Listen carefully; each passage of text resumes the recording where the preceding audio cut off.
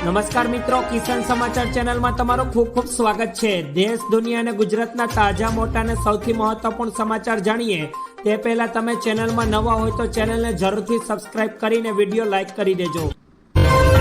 આજના સૌથી મોટા સમાચાર જમવાના શોખીન સાવધાન થઈ જજો।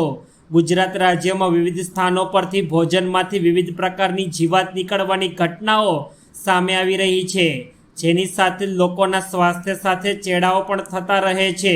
ભરૂચમાં નોવેસ હોટલના કાજુ પનીરના શાકમાંથી માખી નીકળી છે, તેમાં ભોજનમાંથી જીવાત નીકળવાની પરંપરા યથાવત રહી તો ગ્રાહકે પણ હોટલ સંચાલકને જાણ કરી અને ભરૂચ ફૂડ વિભાગ દ્વારા તપાસ હાથ ધરવામાં આવી રહી છે। ત્યારબાદના બીજા મોટા સમાચાર, અમદાવાદમાં સુપ્રસિદ્ધ જગન્નાથ રથયાત્રામાં આજે યોજાશે જળયાત્રા।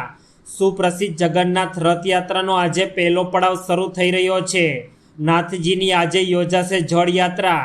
આજે પૂનમના દિવસે ભગવાન પોતાના મોસાળ સરસપુર જશે, જેમાં 12 રથયાત્રાઓ પૈકીની એક રથયાત્રા એટલે કે જળયાત્રા 600 ધ્વજ પતાકા અને સાબરમતી નદીમાં ગંગા પૂજન, 108 કળશમાં જળ ભરીને મંદિરમાં લાવીને મહાજળાભિષેક કરાશે તથા જળયાત્રામાં 14 ગજરાજો તેમજ 108 પારંપરિક કળશ તેમજ 1008 મહિલાઓ પણ જોડાશે।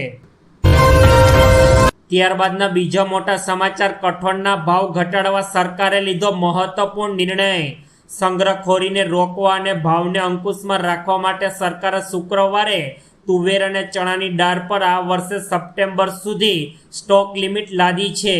એક સત્તાવાર નિવેદનમાં તો કહેવામાં આવ્યું છે કે કેન્દ્રએ સ્ટોક લિમિટ લાદવાનો આદેશ જારી પણ કરી દીધો છે। આ ઓર્ડર જથ્થાબંધ વેપારીઓ, છૂટક વિક્રેતાઓ, મોટી ચેન રિટેલર્સ તથા મિલરો અને આયાતકર્તાઓને લાગુ પડશે। જથ્થાબંધ વેપારીઓ માટે 200 ટન જ્યારે છૂટક વિક્રેતાઓ માટે 5 ટનની લિમિટ રખાઈ છે। ત્યારબાદના બીજા મહત્વપૂર્ણ સમાચાર, ભારતની 2 દિવસની મુલાકાતે દિલ્હી પહોંચ્યા બાંગ્લાદેશના વડાપ્રધાન શેખ હસીના આજે પીએમ નરેન્દ્ર મોદીને મળશે। 15 દિવસમાં બાંગ્લાદેશના વડાપ્રધાન શેખ હસીનાની ભારતની આ બીજી મુલાકાત છે। આ પહેલા શેખ હસીના 9 જૂનના અંતર્ગત પીએમ મોદીના શપથ ગ્રહણ સમારોહમાં હાજરી આપી હતી, તો ત્યારે આજે પીએમ મોદી અને શેખ હસીના વચ્ચે રેલવે, ઉર્જા અને કનેક્ટિવિટી સહિત અન્ય ઘણા મહત્વપૂર્ણ મુદ્દાઓ પર વાતચીત થઈ શકે છે। ત્યારબાદના સૌથી અગત્યપૂર્ણ સમાચાર, સુરતમાં મોટો ઠગબાજ ઝડપાયો। સુરતના બિલ્ડરે 21 લોકો સાથે ₹1.25 કરોડની છેતરપિંડી કરી છે। બિલ્ડર ચંદ્રેશ કોટડિયાએ પ્લોટ વેચ્યા બાદ દસ્તાવેજ ન કરીને છેતરપિંડી આચરી છે। અઠવા લાઇસ પોલીસ ફરિયાદ નોંધીને વધુ તપાસ હાથ ધરી। પોસરા ગામે સાઈ ફ્લોરા પાર્ક નામની પ્લોટ વેચ્યા હતા। બિલ્ડરે નવસારીના જલાલપોરમાં પણ બનાવી હતી પ્લોટિંગ સ્કીમ। આ સ્કીમ તળે તેઓ 21 લોકો પાસેથી ₹1.25 કરોડ રૂપિયાની છેતરપિંડી કરી છે। ત્યારબાદના સૌથી મહત્વપૂર્ણ સમાચાર, નાયબ મામલતદારની ગેરહાજરીથી પ્રજા પરેશાન। ખેડાના મહુધાની મામલતદાર કચેરીમાં આજે સવારે કલેક્ટર સરપ્રાઇઝ વિઝિટિંગ કરી હતી, જેમાં સામે આવ્યું કે અરજદાર ઓફિસમાં આવ્યા જ નથી, પરંતુ નાયબ મામલતદાર કેપી રાવલ ઓફિસમાં આવ્યા ન હતા, જેના કારણે અરજદારોને મુશ્કેલીઓ પણ પડી રહી હતી। નાયબ મામલતદાર વારંવાર ગેરહાજર રહેતા હોવાની કલેક્ટરને ફરિયાદ મળી ગઈ હતી અને એ ફરિયાદને આધારે કલેક્ટર સરપ્રાઇઝ વિઝિટિંગ કરતા નાયબ મામલતદાર ગેરહાજર જોવા મળ્યા હતા। અધિકારી નહીં હોવાને કારણે અરજદારોના કામ પણ થતા નથી। ત્યારબાદના ખૂબ જ મહત્વપૂર્ણ સમાચાર, અમદાવાદમાં જળયાત્રાનું ભવ્ય આયોજન। 7 જુલાઈના રોજ ભગવાન જગન્નાથજીની રથયાત્રા નીકળશે। આજે જેઠ સુદ પૂનમના દિવસે ભગવાનની જળયાત્રા યોજાઈ રહી હતી। જળયાત્રા જમાલપુર જગન્નાથ મંદિરેથી સવારે 8 વાગે વાજતે ગાજતે નીકળી હતી। શણગારેલા હાથી, બળદગાડા, બેન્ડવાજા અને સાબરમતી નદીએ પહોંચ્યા હતા। ત્યારબાદ વિધિ વિધાન સાથે 108 કુંભની પૂજા અર્ચના કરવામાં આવી હતી। 7 જુલાઈના રોજ ભગવાન જગન્નાથજીની રથયાત્રા નીકળશે। ત્યારબાદના ખૂબ જ ઉપયોગી પૂર્ણ સમાચાર, રાજકોટના બિલ્ડરે કેડી સાગઠિયાના ભ્રષ્ટાચારનો ફોડ્યો ફાંડો। રાજકોટના કૃતિ ઓનેલા બિલ્ડરના બિલ્ડરે ટીડી પટેલે આજે એક પ્રેસ કોન્ફરન્સ કરી હતી, જેમાં તેમણે કેડી સાગઠિયાએ 1 કરોડ માંગ્યા હોવાનો આક્ષેપ લગાવ્યો હતો. જમીન ન કાપવા માટે કેડી સાગઠિયાએ 1 કરોડ માંગ્યા હતા અને 80 લાખનું છેલ્લે એસ્ટિમેટ થયું હોવાનો પણ આરોપ લગાવાયો છે. તો ટીડી પટેલનું કહેવું છે કે 80 લાખ રૂપિયા જયરામ કુંડળિયાએ સાગઠિયાને આપ્યા હતા.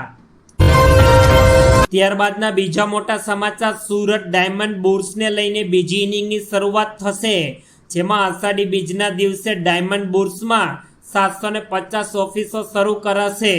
સુરત મુંબઈ વચ્ચે હાલ કોઈ ફ્લાઇટ નથી. ડાયમંડ બુર્સને મેનેજમેન્ટ પ્રાઇવેટ એરલાઇન્સ સાથે કરી રહી છે બેઠક. સુરત મુંબઈની ફ્લાઇટ મળે તે પ્રયાસો કરવામાં આવી રહ્યા છે.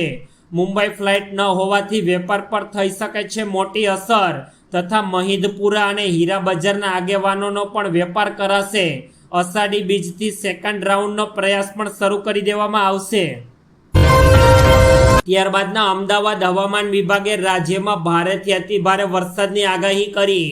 અમદાવાદ હવામાન વિભાગને લઈને આગાહી કરવામાં આવી રહી છે, જેમાં રાજ્યમાં અતિભારે વરસાદની આગાહી કરવામાં આવી. દક્ષિણ ગુજરાત અને દક્ષિણ સૌરાષ્ટ્રમાં ભારે વરસાદની આગાહી કરાઈ છે. ચોમાસું અવનવાર દિવસોમાં આગળ વધે તેવી શક્યતાઓ હાલના ધોરણે દેખાઈ રહી છે. પવનની દિશા અને વરસાદી સિસ્ટમથી ચોમાસું હવે આગળ વધશે, તથા દક્ષિણ સૌરાષ્ટ્રમાં પણ અતિભારે વરસાદની આગાહી કરવામાં આવી છે. ત્યારબાદ દ્વારકાના દરિયામાં પવન સાથે 10 થી 15 ફૂટ ઊંચા મોજા ઉછળ્યા, સહેલાણીઓ ઉમટ્યા. દ્વારકા જિલ્લામાં ઠંડા તેમજ પવનો સાથે દરિયામાં કરંટ જોવા મળ્યો. દરિયામાં કરંટ સાથે 10 થી 15 ફૂટ ઊંચા મોજા ઉછળતા જોવા મળ્યા. દ્વારકાના ભડકેશ્વર મહાદેવ મંદિર પાછળ દરિયામાં ભારે કરંટ હોવા છતાં સહેલાણીઓ જીવમાં જોખમને રાખીને સ્નાન કરી રહ્યા હતા. દરિયા કિનારે ભારે કરંટને લઈને પોલીસ તંત્ર દ્વારા દરિયા કિનારાથી દૂર રહેવા સૂચના આપવામાં આવી છતાં સહેલાણીઓ સેલ્ફીની મજા લેવા માટે પહોંચી રહ્યા છે. ત્યારબાદના મોટા સમાચાર, ચૂંટણી પૂર્ણ થતાં પોરબંદર લોકસભા બેઠક પર હોબાળો. તાજેતરમાં જ લોકસભાની ચૂંટણી પૂરી થઈ ગઈ છે, ત્યારે પોરબંદર લોકસભા ક્ષેત્રમાં ભાજપમાં ભડકો જોવા મળી રહ્યો છે. આગામી ટૂંક સમયમાં માણાવદરના ધારાસભ્ય જવાહર ચાવડા કંઈક નવા જૂની કરે તેવું લાગી રહ્યું છે. તેમણે સોશિયલ મીડિયા પ્લેટફોર્મ પર ભાજપનું ચિહ્ન તેમજ ભાજપને લગતી તમામ પોસ્ટ રિમૂવ કરી દીધી છે. પેટા ચૂંટણીમાં ભાજપે અરવિંદ રૈયાણીને આપી હતી ટિકિટ. લોકસભાની ચૂંટણી પહેલા અરવિંદ રૈયાણી ભાજપમાં જોડાયા હતા. મહારાજા ફિલ્મને લઈને સૌથી મોટા સમાચાર સામે આવ્યા, જેમાં ગુજરાત હાઈકોર્ટે ફિલ્મ પર સ્ટે હટાવ્યો છે.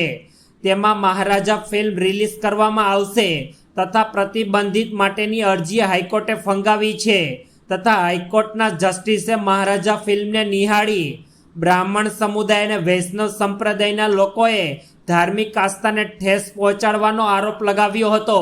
તેમણે કહ્યું કે તેમાં સનાતન ધર્મ અને હિન્દુ દેવી દેવતાઓ વિરુદ્ધ ઝેર રોકવામાં આવ્યું છે. ફિલ્મ નિર્માતાઓને ચેતવણી આપવામાં આવી છે કે જો ફિલ્મ પર પ્રતિબંધ લગાવવામાં નહીં આવે તો દેશભરમાં હિંસક આંદોલન કરવામાં આવશે. વિરોધ કરી રહેલા લોકો અનુસાર ફિલ્મમાં સનાતન ધર્મ, શ્રી વલ્લભાચાર્ય અને ભગવાન શ્રી કૃષ્ણ વિરુદ્ધ ઘણા સીન બતાવવામાં આવ્યા છે.